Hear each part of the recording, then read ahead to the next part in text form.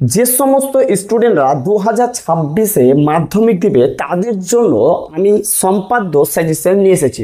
2025-এও আমি সম্পাদ্যের উপর এবং উপপাদ্যের উপর বেশ কিছু চ্যাপ্টারের উপর আমি সাজেশন দিয়েছিলাম, সেখানে 100 কমন এসেছে। তার বাস্তব উদাহরণ হচ্ছে কি, তুমি এখান থেকে দেখতে পারো 2025-এর গুলো দেখলেই তুমি মিলিয়ে নিলেই বুঝতে পারবে যে আসলে আমি সত্য বলছি না কি মিথ্যা বলছি। এবারও আমি বলছি 2026-এ যে অঙ্কটাকে অর্থাৎ যে জ্যামিতিটাকে আমি করতে বলবো সেটাকে তুমি করবে 100%, একটাতে তুমি একটা কমন পেয়ে যাবে।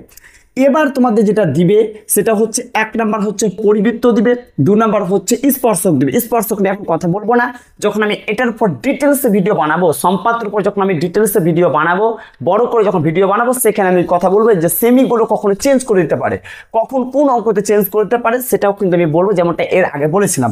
এখন আমি বর্তমানে বলছি পরিবৃত্ত তোমাদের অঙ্কন করতে দিবে। পরিবৃত্ত হচ্ছে কি তোমাদের অঙ্কন করতে দিবে, পেজ নাম্বার হচ্ছে কি 176, এক দাগের 1 থেকে হচ্ছে কি 5টা করবে। কখনো কখনো সেমি তোমাকে চেঞ্জ করে দিতে পারে। 1 থেকে 5 দাগের অঙ্কগুলো তুমি প্র্যাকটিস করবে, 100% তুমি কমন পেয়ে যাবে, 100% কমন পেয়ে যাবে। এটার উপর আমি ডিটেলসে ভিডিও বানাবো, উপপাদ্য ডিটেলসে ভিডিও বানাবো, সেখান থেকে তুমি দেখে নিতে পারো। আর এখন তুমি বর্তমানে পরিবৃত্তটাকে তুমি প্র্যাকটিস করলে যথেষ্ট।